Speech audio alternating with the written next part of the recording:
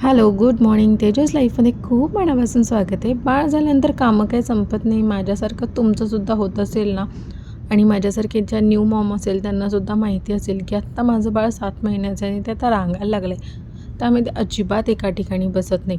त्यामुळे सारखी झाडू, लादी मारणं खूप गरजेचं असतं कारण की खाली धूळ असते आणि बाळ आपलं काही ऐकत नाही. काय हवं ते तोंडात घालतं. त्याच्यामुळे मला तर साफसफाई खूप आवडते आणि ती करायलासुद्धा खूप आवडते. अजिबात मला घाण चालत नाही. त्याच्यामुळे पहिला तर मी उठल्या-उठल्या नाश्ता वगैरे झालं की झाडू लादी करते. पुन्हा दुपारी का करायला लागेन, पण सकाळ-सकाळी करायला लागते. तर त्याला मी बोलवत-बोलवत झाडू लादी करत होते आणि सगळे म्हणतात की काय बाळ झाल्यानंतर असं थोडी ना असतं, हीच कामं करायची, तीच कामं करायची, पण नाही. ही तर आता रोजची कामं आहेत. त्याच्यामुळे सवयसुद्धा झाली आणि आता काही वाटत नाही. बाळाला घेऊन सगळं काही मॅनेज होतं आणि असं नाही की मीच बाळाला बघते. मम्मी वगैरे बघतात किंवा त्यासुद्धा मला मदत करतात. त्याच्यानंतर आज पावसाळा चालू असल्यामुळे कपड्यांना इस्त्री केल्याशिवाय अजिबात कपडे ठेवू पण नाही वाटत आणि घालू पण नाही वाटत.